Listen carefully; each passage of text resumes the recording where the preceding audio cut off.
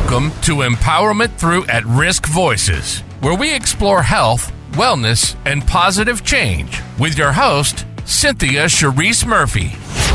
Life is not easy. It's time to stop sweeping your traumas under the rug and deal with them. Healing begins through self-empowerment, awareness of your traumas, and overcoming adversities. You are not a victim. You have the power to heal yourself through mindfulness, nutrition, and accountability. Now, let's uncover today's episode with Cynthia Cherise Murphy, CFO of Be Your Highest and Vice President of Assuaged Foundation, a 501c3 student nonprofit dedicated to empowering at-risk individuals with disabilities through education and healing. Cynthia brings a wealth of experience and a passionate dedication to advocating for disability rights and fostering empowerment. Her insights are sure to leave a mark on your heart.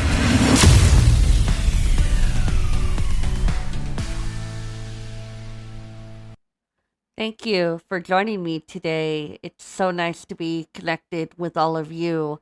My primary reasoning for creating this podcast was to educate and inform on people that may be dealing with disability, adversity, trauma. Those are things that are very recurring theme in my life.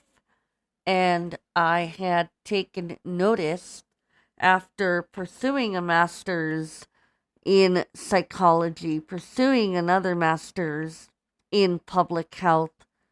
It was very apparent to me that I had been dealing with all of these mental and physical dysfunctions as a result of my own childhood trauma.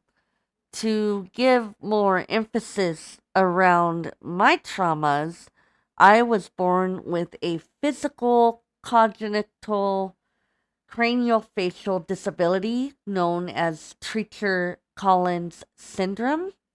I was born without bones in my face. I was born physically deformed. My eyes were round shaped.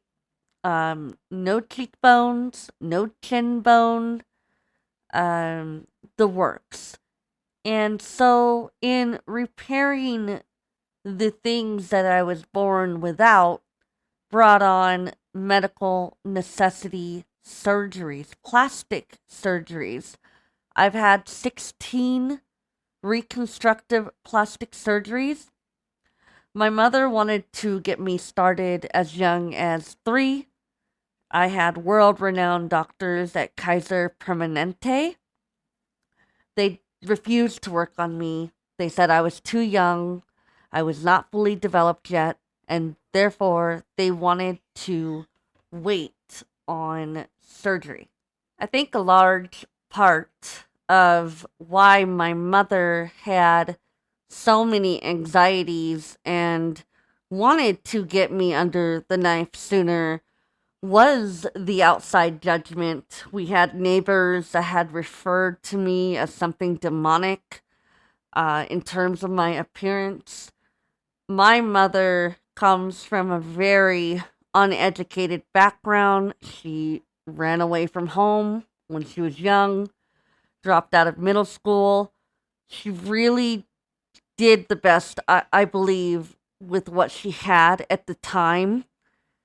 However, she didn't understand the medical complications that could come from putting your child through surgery that early. And you know what? No parent that has a craniofacial child understands this. This is one of my biggest points of advocating here is we should not be putting our children into surgery until we are fully developed. Doctors, world-renowned doctors, did not work on me until I was 12. That is when I had my first craniofacial surgery. It was a very painful experience. I can still vividly remember the experience.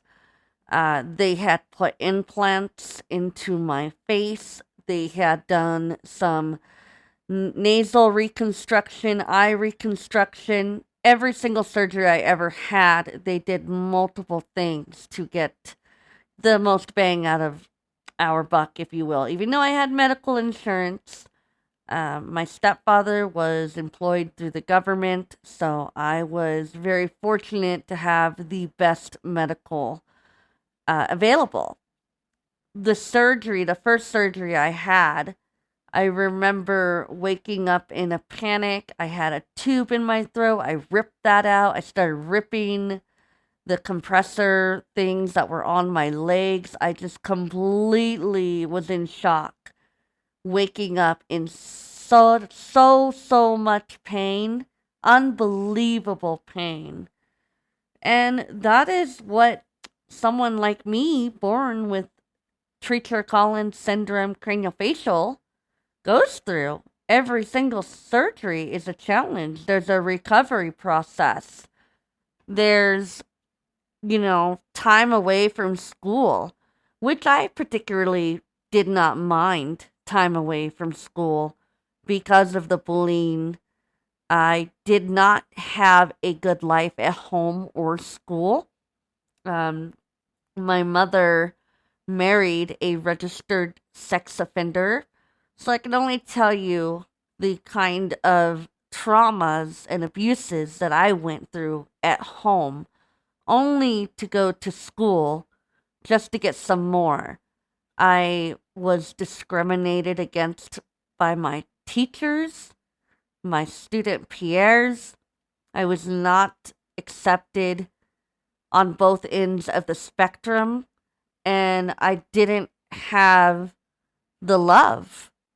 I lacked a lot of love in my childhood, and that kind of compensated in itself the surgeries. I got addicted to plastic surgery because every single surgery I would see a better outcome. I would feel prettier and, more desirable, but it didn't make up for the lacks I had buried deep within. I was going through so much and trying to navigate through the turmoils of having a condition that brings about so much physical and mental ailments. I was also going through comprehensive speech therapy. When I was a young child, my speech was not as clear as it is now. In fact, most people born with my condition have severe speech impediments. They have breathing tubes, feeding tubes, mobility devices. I was very lucky and fortunate to be spared of any of that. I wanted to go through these surgeries in hopes that they would make up for all that I was lacking. And I don't regret any of my plastic surgeries. I'm, in fact, shocked by seeing some other people born with my same condition that are completely, utterly botched because they had surgery way too young.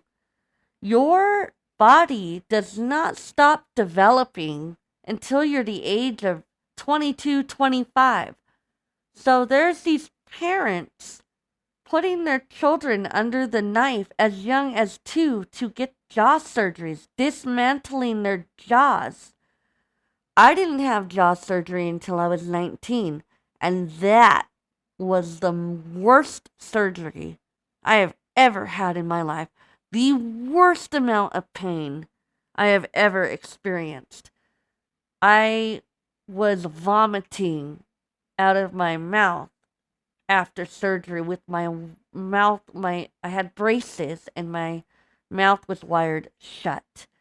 I could not believe the amount of pain that came with that surgery. And the outcome was good.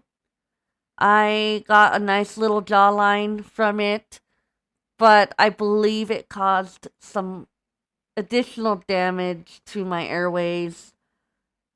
If I would have opted out of that surgery, I could only wonder where I would be today, because I do have very, very restricted airways. I use a CPAP machine.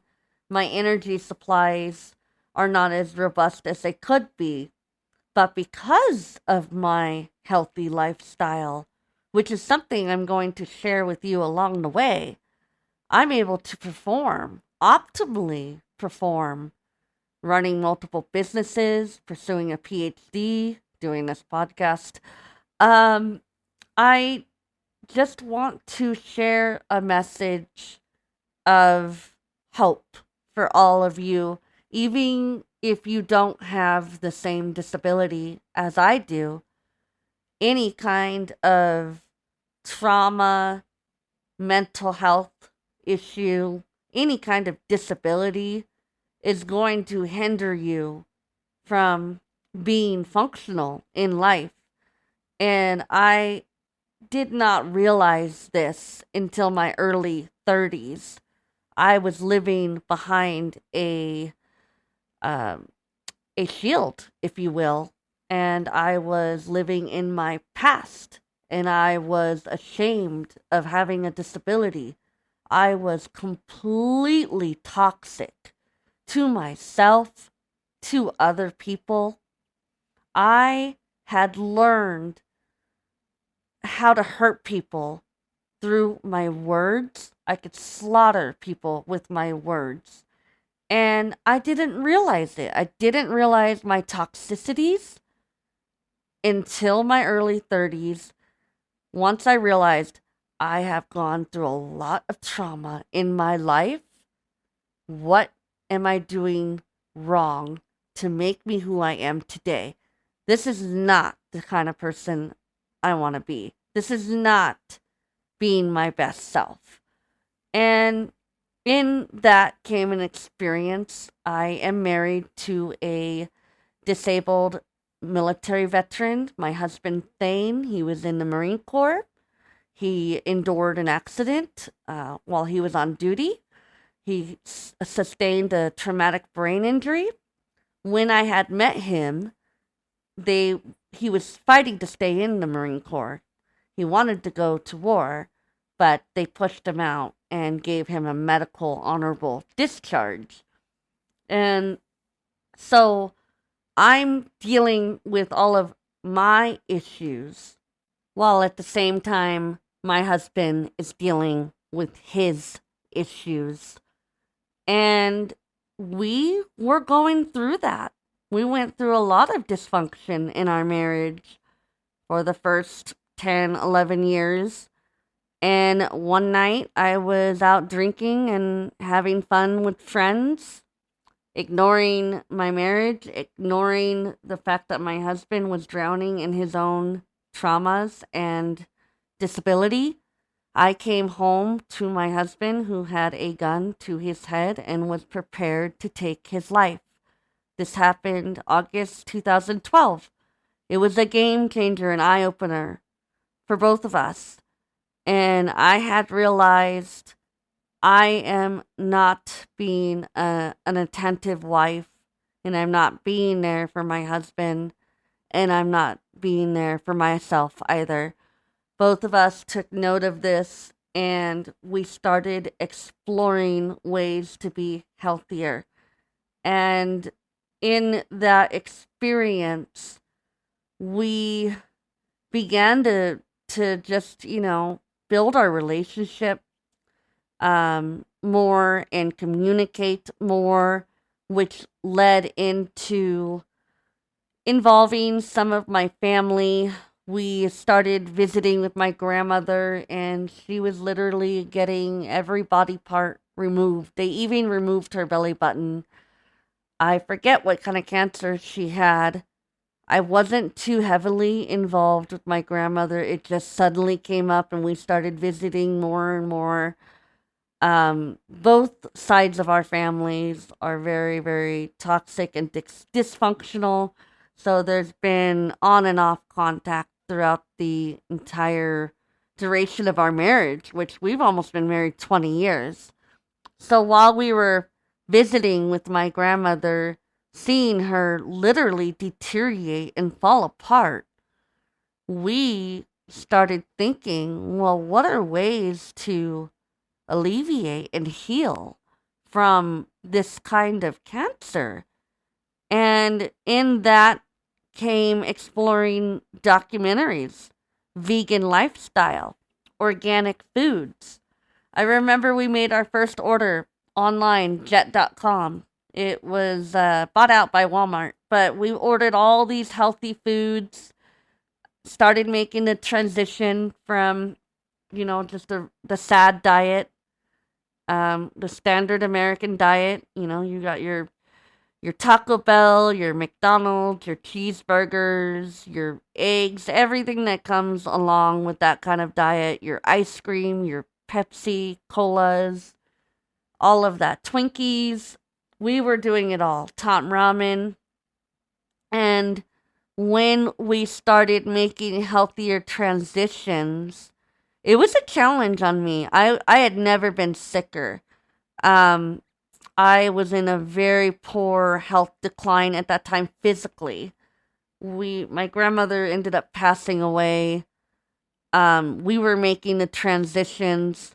My husband was pre-diabetic, obese. I had severe sinusitis, inflammation. My head was swollen. You could see the craniofacial swelling. I was aging rapidly in my early 30s. It was unbelievable. And when we started making these explorations into a healthier diet, really brought about change. But it takes time. It's not like the yo-yo effect. You can't just click a button and everything changes. Your body takes time to heal. When you start implementing the right measures of nutrition, your body starts to reverse all the damage and starts to recognize that you're feeding it properly. And so, in that, I was also addicted to 15 prescription drugs. I was an alcoholic. I had a DUI. I was headed for a second DUI. I almost got a second DUI. Someone saved me from it at a party. And I will be forever grateful to that person. His name was Craig, and he passed away a few years ago. I used to babysit him when he was younger.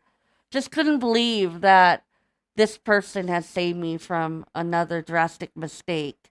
Which, by the way, if you get a DUI in California, expect to pay no less than 15 to 20 grand. It's a dire financial and criminal mistake, if you will. And I was just so polluted by all these substances and compounded by the mental dysfunction from the traumas I had never dealt with in my childhood, in my adulthood. Living with this kind of disability, it will never go away. It never escapes me. I've learned to live with it. I've accepted it. I've really grown into a person that unconditionally loves myself, but it's not perfect. I still have challenges. I'm human.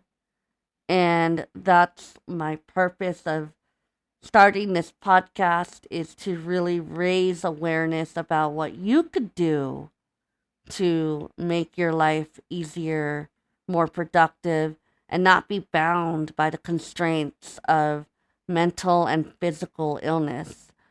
I can't express to you how long my medical records in terms of medically documented physical and mental illnesses, chronic depression, clinical depression, ADHD, borderline personality disorder.